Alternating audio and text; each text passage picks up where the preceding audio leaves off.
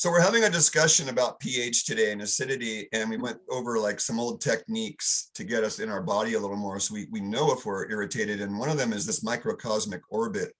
And if the ladies want to chime in, that's great. But what I've discovered with men in my personal experience is, I don't know if men are programmed, but there seems to be like men have this balloon effect. It's like they don't ejaculate every day, then 2 days, 3 days, 4 days, the balloon gets full. And then a lot of guys say, I've got to ejaculate. They literally, the statement is, I've got to blow a load. I've got to release this. There are different adjectives from men about this, but I don't hear it from women.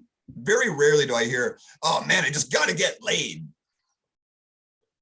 So women, do you know of any women, or do you ever have the feeling like you just got to get laid? I know sometimes women say that. I would say more it's that if enough time has gone by, then the orgasm's way better. Way better. Yeah. Like the distance between orgasms increases the next one within reason. Probably years and years might not do that, but I don't remember well enough. I'll talk about that because that's another thing. I call it the roller coaster. If you go through foreplay and you go up and arouse yourself and your partner and then let it drop a little bit and then go up again and then let it drop a little bit and then go up again, a little drop a minute. The final climax is always 100 to 1,000 times stronger than if you go straight line right to climax. Mm-hmm. But so the man has to hold that charge, because if he releases his polarized charge, his penis doesn't work anymore, generally. And he's sleepy and he's basically depleted his chi or life force. So that's right. I mean, actually, your testosterone drops too. So that's all the more reason to conserve and channel it to, more productive things, maybe, unless you want to conceive. I don't know. So the ladies out there, does anybody know? I know a few ladies in my lifetime that they just like getting laid, Some say that. Okay, but not many. I gotta ask a clarifying question here. Okay. So when you say ejaculate, that could mean not with a partner. That could mean you do it yourself, right? Right, masturbating. Yeah. Yes. Mm-hmm. But when you are saying I gotta get laid, that always refers to somebody else being involved. Yeah, so I'll say we'll limit it back to the general statement, I have to ejaculate. And then what would it be for the woman? And ideally I would be getting laid, right? In the animal mind. But couldn't a woman the newest term is self-pleasure herself? That's my question to you guys is, do you need to self-pleasure? Do you fill up and go, oh my God, I got to release some of this energy that's built up because I haven't masturbated in weeks, months, or years? Do you ladies get a meter where the meter gets full? Because the guys do. The guys, man, a week goes by and guys are like, the wind's blowing and they're getting hard, A sexual man is. So I think it depends. Like I know I had when I was in my middle school years, we all not really teased her for it, but she was known for being in class and having to take care of herself. In class? Wow. And that was back in the 70s, and nobody. I mean, we saw it, we looked, not even the teacher did anything, right? It was just, that was part of where she was in her life or in her cycle or whatever. And I'm sure it faded at one point, but that is how it was. So in class, she would have her hand down her pants. Well, she would rock back and forth with her hand under Interesting. But it wasn't this big deal, Right. Again, this is it, and she, I think she was a very sexually promiscuous girl. just, she was very ready for that. Then I think there are, you know, I think it depends also on your cycle. Depending on where you are in your cycle, I think you have more urges or less urges. So when would a woman have the most urges on her cycle? Naturally, uncontrived. Probably at the beginning. No, There's actually a surge of testosterone at one point in the cycle. When is that? Mm. When is the surge of testosterone for a woman on her 28-day cycle?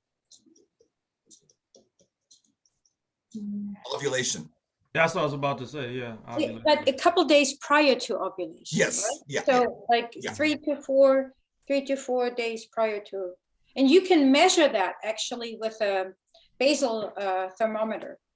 You can also get a saliva test, which is a very accurate way of testing this for a 28-day cycle. And I've seen them with my, so what you do is when you come into ovulation, sometime between day 9 and day 11, there's an FSH spike, an LH spike, and a testosterone spike. And that's those spikes are what drives estrogen to stop going up and to start going down, and progesterone to start going up. Because think, progesterone is pro-gestation hormone. So if you're pregnant, you want the progesterone to take over after ovulation, conception, right? But if a woman's not pregnant after ovulation, then progesterone takes over to cause the uterine lining to slough off and start the next cycle. So estrogen dominance is a very real problem because estrogen is telling the uterus to make more cells. So if it doesn't go down, then you have progesterone staying to slough cells while estrogen's still saying make new cells. And then you have cramps and problems because you're getting mixed messages in your uterus. So testosterone accompanies ovulation. And I had a girlfriend, like, she didn't want to get pregnant. We were doing the timing method. So she was a testosterone based bitch when she ovulated. Because she really wanted me, but she was too afraid to you know, for us to have sex. So she would push me away by being a bitch. And she loved having sex when she was bleeding, which, you know, most guys kind of shy away from that a little bit, but I didn't care, you know. So now my point to this is that as a man, I've been working with this energy and trying not to leak it out for the last 30 years. It's called semen retention, you know, different things. And so my longest conscious was a little over a month. You know, when I was a young man, I'd go for 2, 3, 4 weeks and not, you know, blow a load. And what I've been looking at more recently is, as I've gotten older, you're not supposed to do that as much. But when I was younger and I would ejaculate, I'd be tired for sometimes a whole day afterwards. And as my life force got better, as I got older, ejaculation isn't a debilitating, go to take a nap kind of thing anymore, generally. And that's the edge. That's this edge we're talking about. How long can you fast? How long can you go? There was a Seinfeld about this. How long can you go without having sex with yourself? Are you the king or the queen of your castle? Are you the king of your castle was the Seinfeld whole exploration. And then as soon as Kramer saw a woman, naked woman in the apartment across the way, he didn't last 5 minutes. He ran into his bedroom and masturbated and came back. And they're like, wow, it was fast. That book I was telling you about, Craig, she gets into that as well. Cupid's Poison Arrow, about the whole male or the mating versus bonding energy, and just how distinctly different those are, and how it's like we're wired to actually almost work against ourselves because our natural impulse is to want to just fuck everything that moves. And women have that urge too. That's what I discovered in that book. That was like, I was like, damn, I didn't really know that. But in the bonding is just more like lasting intimacy and connection, and that's our higher self fulfilled, you know. And a lot of us end up being dominated by our mating urge as opposed to our bonding urge, and, you know, creating a lot of unnecessarily difficult heartbreaks and upsets and all that. It's a great distinction, Dean. Yeah, good book. So we're still being recorded. I just wanted to finish this recording with, we all understand that we're a container of energy first and foremost. And the goal is to develop our container and not leak it out. And that's where sabotage comes in, and the Big Leap book, you know, the upper limit problem we have. We have an upper limit of joy, success, and abundance we allow ourselves in our subconscious based on what we think we deserve subconsciously. And then we go above that level, we sabotage ourselves. And in the chapter about how we do that, to review you guys, I've said this before, accidents and illnesses were my 2 sabotages. Woke up this morning with a pounding headache. 20 years ago, I probably would have canceled everything on my plate today. But today I said, God, I need to serve, you know, said the right things and did the right medicine, some caffeine, keep the ship moving along, right? That's my mantra by my angels. Like, you got to keep this thing going at all costs and keep yourself healthy at all costs, even if it means being, you know, less clients and whatnot.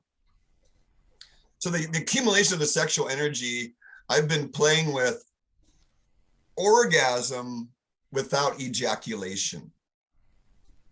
And that can be done by a man. I've been actively, I want to teach it more. And that's where the ladies and I were talking about this OM class, maybe after community dinner, maybe when we move into Ben's in middle of June or early June, that will be sort of the Health Alchemy house again. And by the way, the owner sounds like the Godfather. He lives out in Vegas. His name's Cyrus. And we talked the other day. And I swear to God, his voice sounds like he's been smoking 20 packs of cigarettes a day. And he sounds like the Godfather. I'm like, wow, I'm talking to the Godfather out in Vegas, you know, like interesting. Nice.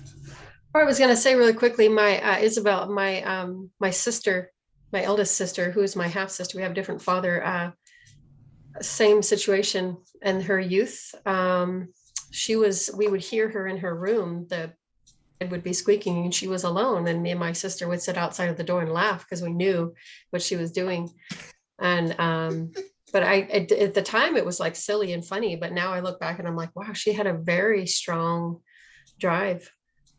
And she was always sneaking out the window to go be with her boyfriend. She was very promiscuous. And the interesting thing now is like, I mean, she's been, she's like got bipolar medication now, and she's like homeless and just a bit of a basket case. And I'm wondering, you know, how all that played in, you know, the imbalance. And can I add in something there? Because it came out of a rapper. His name was Cool Mo D. Everybody remember Cool Mo D, rapper? Yep. Well, he has a song. Dean might remember this song. I got really upset with this song because my friend kept playing it. Here's the line, and it relates to what you were saying and why women have it, I think, harder than men. But in general, a guy with 100 girls is a hero. A girl with 100 guys is a 0. Mm-hmm. That's fucked up. Right. Yeah, that's the double standard. That's just fucked up. Yeah. Was the song trying to point out how screwed up that is, or was it just touting that bullshit? I don't know. I just know that I got upset. There's a rule in society, is the gist. Yeah. That for men, it's like, yeah, he's a player and she's a fucking hoe. Mm-hmm. She's a trashy hoe. Yeah. Mm-hmm. Yeah. And at the same time, on a straight carnal level, that's another thing I got from the book. You know, when a woman has that primal urge, it's just lust. It's just fucking. It's not real connection. Same thing with a man. It's like you just want to get a nut. You're not really, you know what I'm saying? I mean, you're not really trying to last like long-term relationship with this person. You just want a feeling, you know? So it's just an experience. And then it's like, oh, okay, bye. You don't even remember the person or whatever, you know? So it's like, it's just. What does it mean, get a nut? I mean, that's a term that's used in the hood too. I mean, it's just like, that's what you like do. you're a squirrel and you want the nut. That's literally get it on. Get Okay, one. so I gotta say something as a mom though. Okay. For a girl to be used in that way is very traumatizing. Mhm. Oh, yeah. Yeah. Oh, And yeah. that's what I was gonna say. I think there's a deeper issue there a lot of times when when a young woman is very promiscuous. I got some movies Oh, that kind of touch on No, that as well. well, what Not I said, always, but I think a lot of times. So well, but I was making the point that for a boy not to remember the name, and the receiving end, hearing about that is tremendously traumatizing.